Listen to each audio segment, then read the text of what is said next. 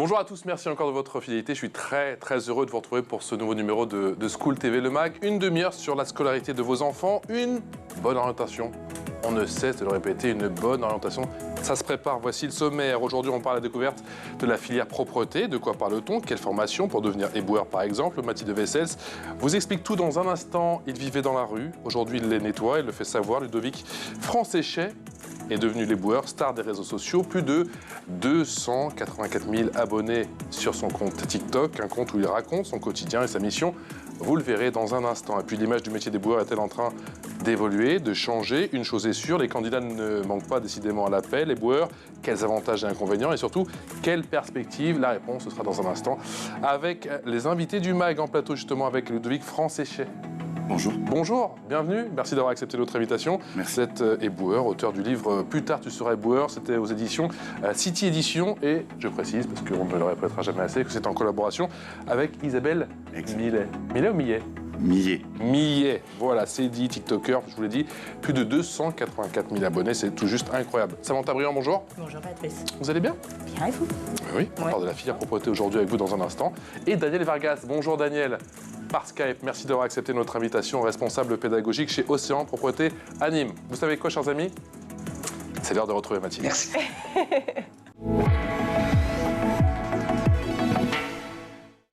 Mathilde Wessels.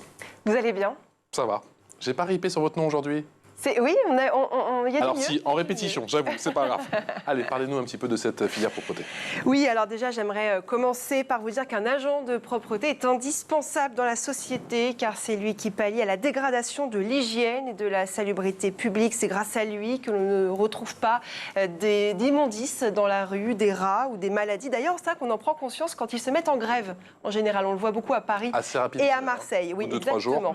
Au bout de même 2 jours. Hein. Ouais. Alors, l'agent de propreté a donc pour rôle de réaliser des opérations de propreté et de salubrité urbaine, des voiries et des espaces publics extérieurs, en plus de collecter, trier et évacuer les déchets ménagers et industriels. Il doit également avertir des dégradations des espaces urbains. Le port de vêtements professionnels est obligatoire, tout comme les accessoires et équipements de protection individuelle. Les horaires sont souvent réguliers, mais il peut être d'astreinte ou effectuer des journées en décalé. Pour ce qui est de l'agent des services de gestion et valorisation des déchets, c'est un petit peu différent. Il s'agit d'un professionnel de la collecte, du tri, de la réception des déchets et de la propreté. C'est quoi le cursus, les formations justement pour se former à ces métiers? Eh bien, pour être agent de propreté, un diplôme n'est pas nécessaire, tout comme l'expérience, mais l'accès à ce métier, comme tout, est tout de même facilité si vous êtes titulaire d'un CAP ou d'un BEP en gestion des déchets et propreté urbaine. Et ça se prépare en combien de temps, ce CAP, ce BEP? Eh bien, en 2 ans. Voilà, en 2 ans après la classe de 3e pour ce qui est du CAP, à temps plein ou en apprentissage. Cette formation porte sur les techniques professionnelles de nettoiement et de propreté urbaine permettant d'assurer l'entretien donc de la voirie des espaces publics tels que les jardins publics ou les trottoirs. Le CAP forme aux techniques de collecte et de traitement des déchets extrêmement importants dans ce métier. C'est-à-dire que les élèves apprennent à identifier les matériaux, à connaître les différentes filières de recyclage comme le papier, le bois, le verre, mais aussi à entretenir ou réparer les matériels défectueux, c'est-à-dire les engins de nettoiement par exemple, les bennes à ordures ou à déchets. Et il faut quelles compétences? Alors, déjà, il faut préciser que c'est un métier difficile, car l'agent travaille en extérieur par tous les temps. On en parlera avec vous, Ludovic, dans un instant, qu'il fasse très beau, qu'il fasse très froid, qu'il neige. Il est dehors, c'est un travail pénible aussi, car il faut être debout toute la journée. Donc, pour effectuer ce travail, il faut avoir le sens de l'écoute, de la communication, des responsabilités et du travail en équipe. Être disponible également, rigoureux, maîtriser les règles de sécurité et d'hygiène et avoir des connaissances concernant le développement durable et de l'environnement. On parle de quel salaire? Alors, pour un agent d'entretien qui débute, le salaire minimum est de 1 546 € brut et peut prétendre à 1 790 € mensuels bruts. Ça, c'est pour la fin de sa carrière. En revanche, si vous êtes responsable de propreté des espaces publics, vous pouvez prétendre jusqu'à 2 277 € bruts par mois. Je suis très précise, vous avez remarqué. Oui. Et pour ce qui est des responsables de la gestion des déchets, ils commencent à 1 635 € bruts, mais peuvent ensuite évoluer et monter tout de même jusqu'à 2 900 € bruts. Voilà. Merci beaucoup, ma chère Mathilde. C'est parti pour l'expression orale avec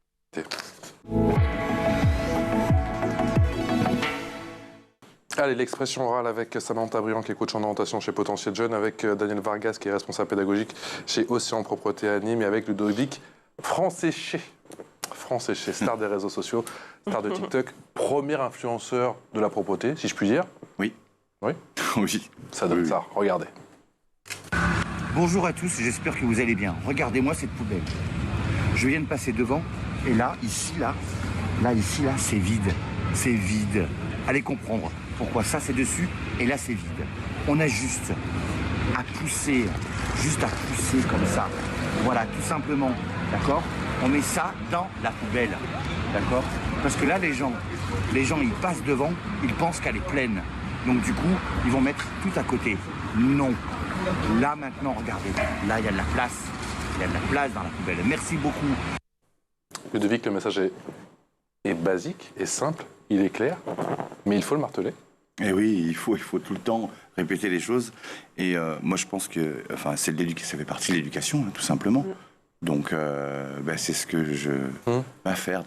Ludovic, dans le livre des métiers qu'on vous a offert tout petit, est-ce qu'il y avait celui des boueurs? Non. Et ça va changer? Non. J'espère que ça va changer, justement. Je vais me battre pour ça, pour que ça apparaisse dans nos livres et que les professeurs, justement, disent plus tard, tu seras éboueur et qu'ils soient fiers. Bien sûr. Surtout. C'est pour ça qu'aujourd'hui, vous passez une partie de votre temps dans les écoles?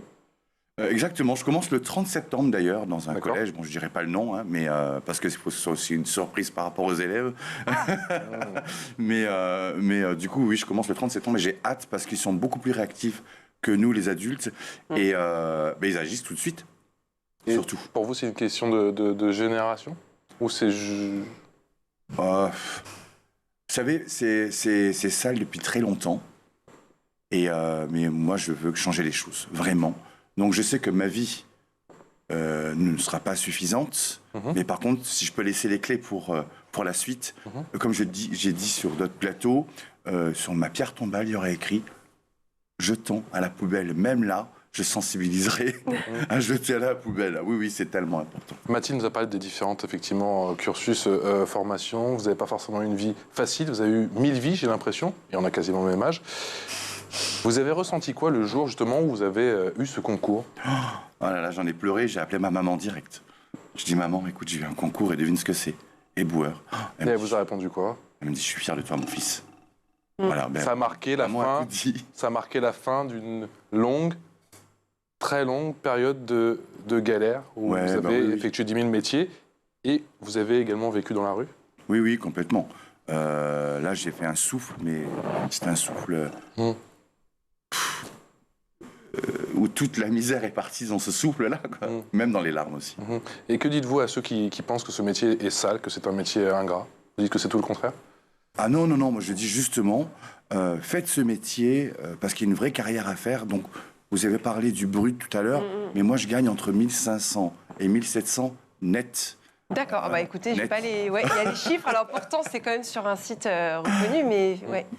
Tant mieux. Mais oui, complètement, et c'est un salaire qui est attractif, et puis c'est évolutif. On peut devenir chef d'équipe, on peut devenir agent de maîtrise, chef de secteur, etc. Il y a toute une carrière à faire chez nous, et je le conseille fortement, parce qu'on en a besoin.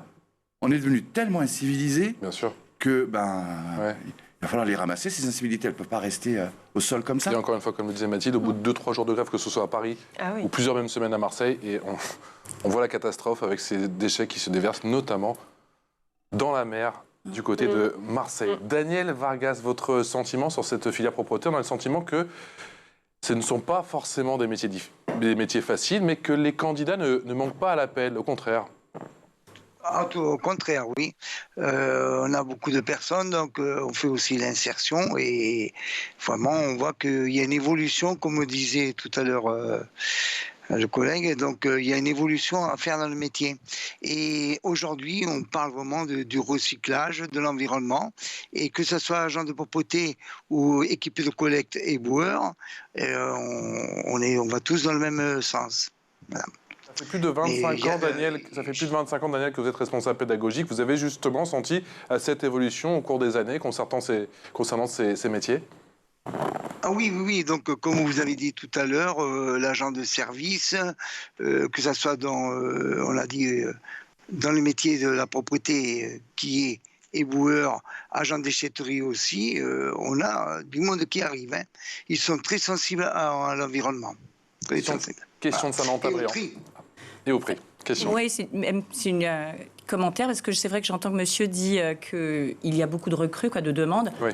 Je remarque chez les jeunes, moi qui accompagne les jeunes, que dès que ça touche à l'océan, la mer, là, il y a une plus grande implication. Moi, je vois beaucoup de jeunes qui font partie qui vont d'associations sauvées, de surf camp, qui vont vraiment ramasser les déchets sur la plage. D'accord. Donc là, on sent que ça les touche, mais je n'en vois pas. Là, c'est pour ça, monsieur parle de...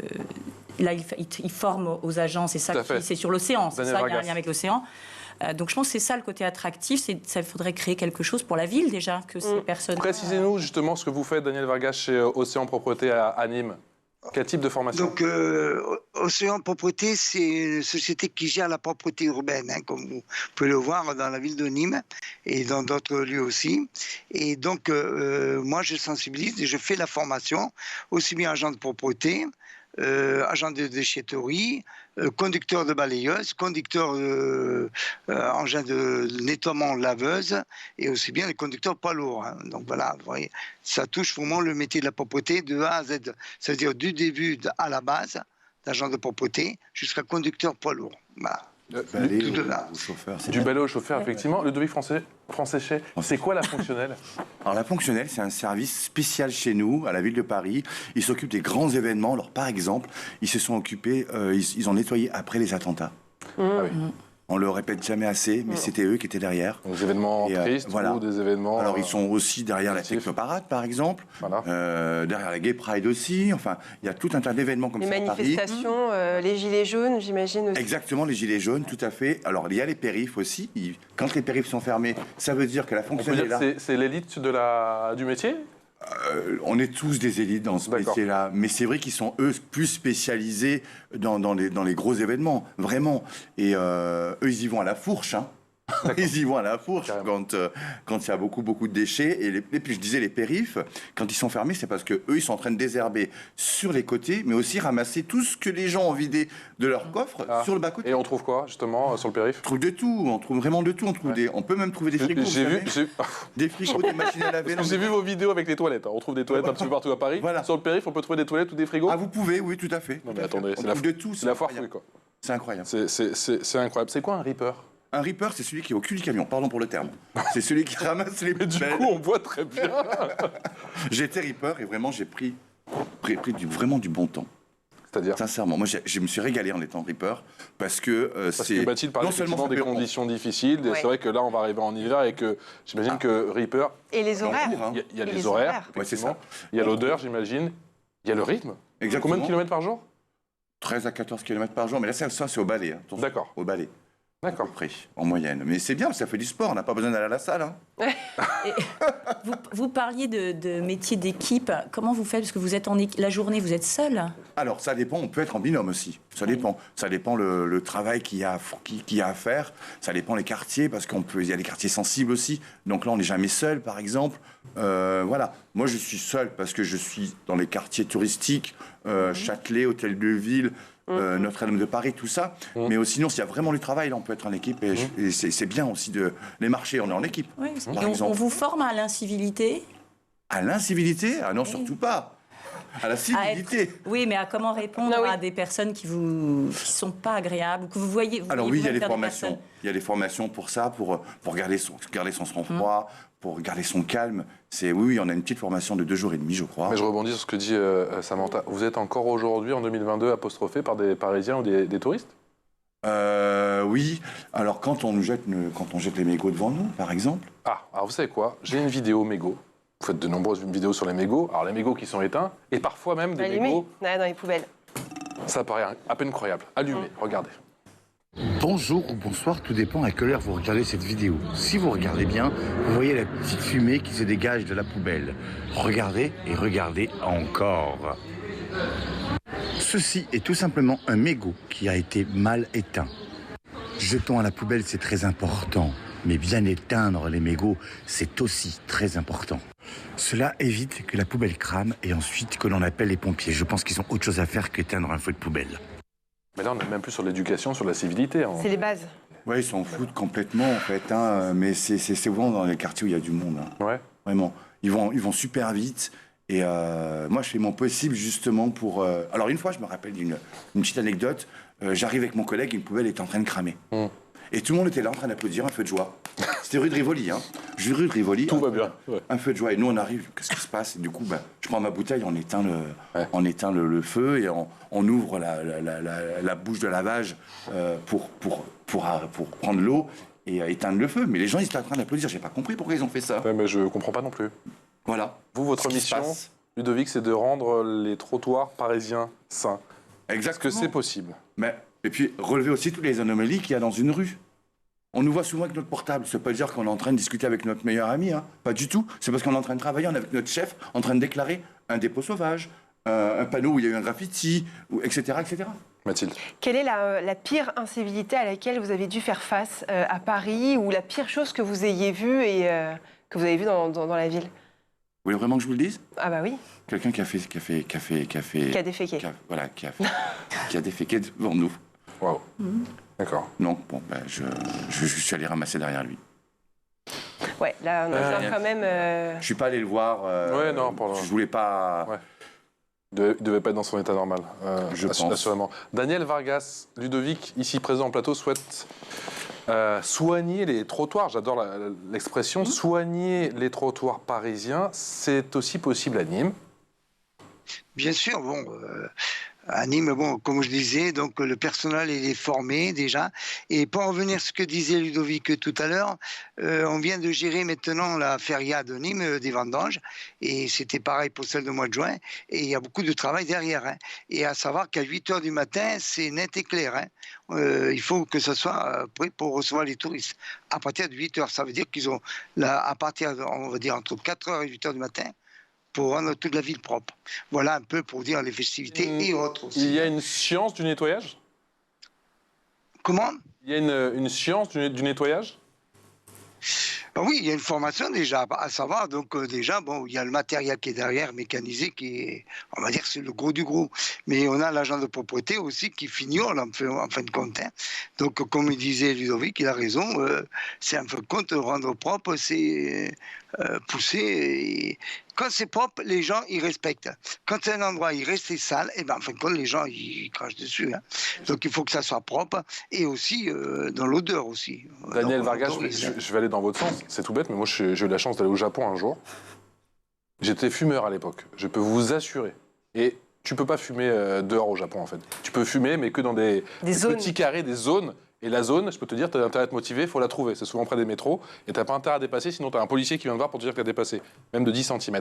Je peux t'assurer que tu ne jettes plus de mouchoirs, plus de mégots. Je ne dis pas que je le faisais, mais en tout cas, quand tout est nickel dans le métro et dans les rues... Ça incite les gens. Ça incite les gens. Et en plus, je pense que si tu le fais, tu as une amende record. Je n'ai pas regardé, mais tu n'as même pas besoin de regarder. Mais comme personne ne le fait, enfin... Il y a les étourdis aussi, attention. Hein. On va se moucher, notre masque par exemple. Bien sûr. La période des masques, j'ai pensé à vous pendant le Covid. On l'oubliait, puis tombait. C'est pas volontaire. Voilà, donc là, c'est involontaire du coup. Il y en avait beaucoup comme ça. Mais bon, ça, il faut aussi faire barrage à ça. Mais tout à l'heure, Ludovic disait je ne veux pas verbaliser. Est-ce que l'idée... Voilà, moi, je ne suis pas pour la verbalisation. Il n'y a pas que ça qui marche à un moment, Ludovic? Il n'y a pas que ça qui marche à un moment? Non, mais non, moi, je pense que... On ne fonctionne pas comme ça en France. Vraiment, l'éducation et la communication. Éduquer. Je pense qu'une très bonne idée, c'est super d'intervenir dans les collèges déjà. Exactement, oui, ça passe beaucoup par les enfants. Est-ce que vous avez été approché par des partis politiques ou la mairie de Paris? Alors oui, j'ai été approché par... Alors qu'est-ce que vous avez dit avec Mme Hidalgo? Dites-nous tout. Dites-nous tout. Non, ça s'est super bien passé. En fait, elle m'a accueilli pour me dire merci, tout simplement. Mais j'ai dit, Mme Hidalgo, c'est pas qu'à moi qu'il faut dire merci, c'est à toutes les personnes qui font ce métier-là. À savoir que je suis pas l'ambassadeur des éboueurs, mais en tout cas, je montre mon travail, tout simplement. Et on a passé 1 heure où je suis reparti avec plein de projets positifs. D'accord. Je dis pas que je vais améliorer les choses, mais en tout cas, il va y avoir de l'avancée. Vous rendez visible, Ludovic, les hommes de l'ombre. Comment, justement, a commencé cette démarche sur les réseaux sociaux? Alors, en fait, c'est une vidéo. J'ai fait une vidéo quand j'étais au cul du camion, donc Reaper, parce qu'on nous a sifflé. Dépêchez-vous, ça le fonctionnaire, vous êtes payé à rien foutre, et nanani, nanana, enfin, toutes les insultes possibles et inimaginables. Et j'ai dit à mon collègue, on va stopper là. et tu vas me filmer, tu vas prendre des photos, comme ça on va faire une vidéo, on va la mettre sur un réseau Pourquoi? social. Parce que vous étiez en train de... En train de ramasser les poubelles, tout ramasser les simplement. poubelles, du coup, c'est quoi? Il y a un comme c'était embouteillage bouché, derrière? D'accord. c'était Classique, bouché, on pouvait comme pas tous les avancer. jours, quoi. D'accord, ouais. Et voilà. Donc, des gens pressés, peu importe.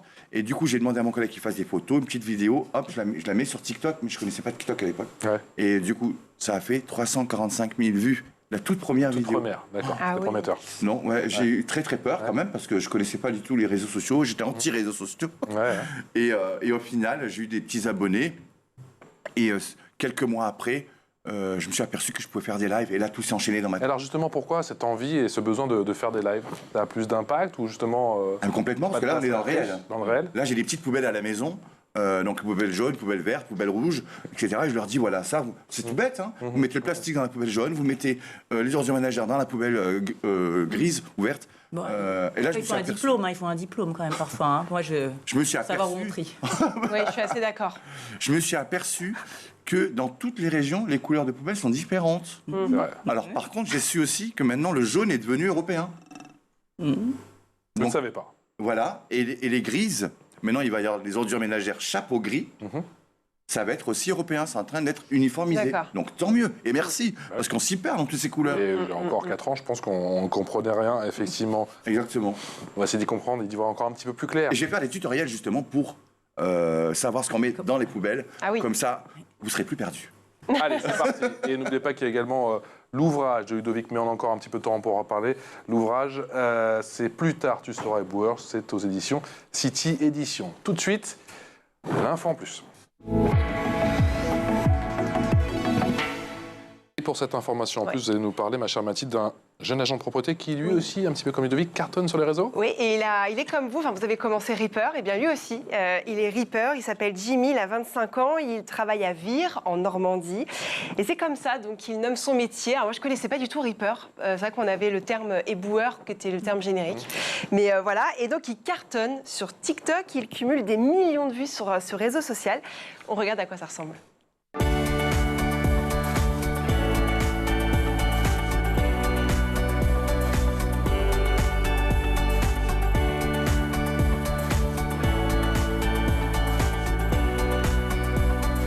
Voilà, Jimmy, 25 ans, que beau garçon, hein, ce qui n'enlève rien.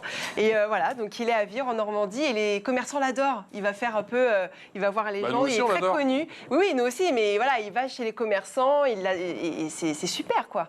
Et c'est vrai que ça tend à démocratiser un petit peu ce métier qui souffre malheureusement d'une image assez mauvaise. Exactement. Lui, il est spécialisé à riper, Oui, c'est ça, lui, c'est simplement. exactement. Donc c'est très bien qu'il continue, surtout qu'il lâche pas. Qu'est-ce qui l'anime, vous qui avez... on ne travaille pas de secret, vous avez déjà échangé avec lui. Qu'est-ce qui l'anime, lui, justement, dans J'ai sa démarche? un petit peu échangé, Ouais. pas trop non plus, mais D'accord. non, mais c'est par rapport au métier aussi, parce qu'il il veut rendre la chose beaucoup plus agréable à regarder et puis attractive, tout ça. Donc Et il expliquait lors d'une interview, on n'a pas pu vous passer l'extrait, mais qu'effectivement, si on lui proposait un métier qui était payé 3 000 ou 4 000 euros, il refuserait pour rester Reaper parce que c'est un métier qu'il passionne et qu'il adore. Ouais. C'est Donc, quoi justement la bien de le dire. particularité? Parce que je vous ai entendu dans une autre interview dire que c'était une chance, dans le cadre de ce métier, de faire au bout, je crois, de votre 2e année Reaper. Pourquoi? Mais en fait, c'est nous, quand on arrive à la ville de Paris, pendant 1 an, on est stagiaire et ensuite, date butoir, on est titulaire. Et là, on peut demander une mutation, donc peu importe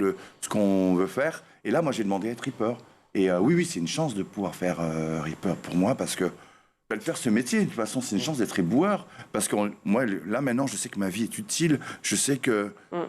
C'était pas le cas quand vous étiez à l'armée, quand vous étiez barman quand... Ah non, je me suis mutilé l'esprit, je me suis... Oulala, j'avais des mauvaises idées, je voulais mettre fin à ma vie et tout, enfin bon, c'était pas terrible. D'accord. Et là maintenant, je suis plus heureux du monde, hein, vraiment.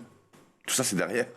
Vous avez trouvé un J'ai un but sens, dans ma vie, hein, un but sens à ma vie. dans votre vie, c'est ce Complètement. que vous avez dit, j'imagine, à votre moment, le jour où vous avez réussi ce fameux concours. Daniel Vargas, est-ce qu'on peut dire effectivement à ces jeunes qui se posent la question s'ils doivent faire ce métier ou pas? Et on le dit très souvent sur ce plateau, notamment avec Samantha, mais c'est vrai que parfois il faut avant tout convaincre les parents. Oui. Puis Puis bon, aussi, on a donné une mauvaise image, hein, donc il faut l'enlever et il faut dire que bon, beaucoup de gens, ils font comme ce qu'on a vu, c'est d'être à l'air libre et c'est un avantage aussi d'être à l'extérieur. Puis en fait, compte, on n'est pas, on veut dire, on est en équipe. C'est pour ça aussi qu'on dit équipier de collecte au lieu des boueurs ou reapers. Hein. Voilà. Mais il y a beaucoup de jeunes. Moi, je vois, la semaine prochaine, je vais avoir une équipe en formation, aussi bien d'équipiers de collecte que d'agents de propreté, et on avance là-dessus. Hein. Ils sont très sensibles, les gens. Par contre, il faudrait les sensibiliser beaucoup les écoles et faire beaucoup d'émissions comme vous faites là. Ah bah merci, le message est passé et on en fera plusieurs assurément. Samantha. Non, Monsieur Vargas a raison, je trouve que le terme est très important et c'est vrai que le terme éboueur est très mal connoté. Oui, les parents tout de suite, nous dans l'accompagnement de jeunes, quand les parents viennent souvent nous voir, non mais moi je veux qu'ils soient heureux, et souvent on dit éboueur, ah non quand même pas. Donc c'est vrai que c'est très important, je pense, de changer ça. Même si Ludovic, lui, en est fier de porter ce terme, bien sûr, parce que c'est un petit peu un pied de nez. Mais c'est important de changer, parce que quand on regarde les enfants, moi je vois mes enfants petits, mais ils rêvaient le matin, et mes filles, elles ont un camion poubelle. Elles me faisaient ouvrir à 6h du matin pour faire coucou. Et je trouve ça incroyable. Moi j'ai mon cousin aussi, quand ce matin, on a fait coucou encore. Voilà. Et ben voilà. Il a 3 ans. Ouais. Et ben mon cousin, quand il était petit, pareil, Charlie, il adorait les camions poubelles qui passaient le matin. C'était Charlie, vous aussi, tiens. Bon, j'aime bien ce prénom. Très bien. Et c'est ça qu'il faut garder. Poubelleur. C'est cette lumière qu'il faut garder dans le jeu. C'est vrai. Beau métier. Après, c'est vrai que c'est aussi un métier difficile, un métier très noble, et j'ai pas peur de le dire, effectivement, car non seulement vous nettoyez les rues, mais vous nettoyez aussi l'histoire des rues. Bah, en fait, comme je dis souvent, on ramasse la merde, mais c'est pas de la merde ce qu'on fait. Bah non, c'est clair, au contraire même. Mais vous avez parlé de ça justement à Hidalgo, parce qu'il y a aussi cette misère. Cette misère dans le début de votre phrase, pardon. Vous en avez parlé aussi avec Anne Hidalgo, parce qu'il y a aussi cette misère que vous ramassez dans la rue. On a parlé des frigos, on a parlé des toilettes, mais il y a aussi bien d'autres choses, à commencer par des tentes. Ah oui. Ouais, tout à fait. Mais bon, ça, c'est un dur sujet. Je ne veux pas rentrer là-dedans, mais oui, ça nous arrive de ramasser les vêtements, enfin, tous ces genres de choses. Et justement, la fonctionnelle sont là aussi pour nettoyer. Ils ramassent tous les camps d'immigrants. Voilà, donc ils ont des combinaisons, parce qu'il faut savoir aussi qu'il y a beaucoup de maladies. Bactéries, bien sûr. beaucoup de maladies, etc. C'est malheureux, hein. Je regrette tout ça, mais ça fait partie du travail de la fonctionnelle. J'aimerais, moi, participer à tout ça, mais à ce qui paraît, c'est très très compliqué, parce que là, vous délogez des gens, mine de rien, sont dans leur tente. Bien sûr. Il y a des familles, il y a des enfants, et c'est très très très compliqué, il faut avoir un moral. Et je voulais l'aborder, parce que j'imagine que psychologiquement, effectivement, ça ne doit pas être facile. Non, franchement, non. Vous avez des moyens, on vous donne les moyens d'être protégé justement contre certaines maladies? Oui, on a des combinaisons, on a des masques, on a des gants. Vous avez des vaccins, par exemple? Des vaccins? Non. Non. Mais on est déjà tous vaccinés à la base. Hein. Je crois que le plus important, c'est le tétanos. Voilà, exactement. Mais on a des gants anti-coupure, par exemple, quand on ramasse les seringues. C'est pour ça, oui. On a tout un protocole à respecter. On a une boîte avec une pince, avec des gants. On ne peut pas faire ça comme ça. Bon, Ludovic, vous allez arrêter de faire de la muscu avec des toilettes ou pas? Si j'en trouve, je vais préparer. J'ai l'impression que je les ramasserai, c'est le plus important. Du coup, vous allez en faire tous les jours. Je vais trouver de baignoire, mais... Ah, bah attendez, sur le périph' peut-être. Hein. Je vous donne l'adresse. Merci beaucoup, c'était un vrai plaisir. Ludovic Franséchet, éboueur, auteur du livre Plus tard, tu seras éboueur. C'est aux éditions City Édition, en collaboration avec Isabelle Millet, TikToker. Que je tiens à remercier, vraiment. Merci beaucoup Isabelle, qu'on invitera bien évidemment. Plus de 284 000 abonnés sur TikTok. Et il y a aussi d'autres réseaux sociaux, je le précise effectivement, à commencer par Twitter. Samantha Briand, un grand merci. Merci à Mathilde et merci aussi à Daniel Vargas, responsable pédagogique chez Océan Propreté à Nîmes. Merci encore de nous avoir accordé ces quelques minutes précieuses. À très vite pour un nouveau numéro de School TV Le Mag.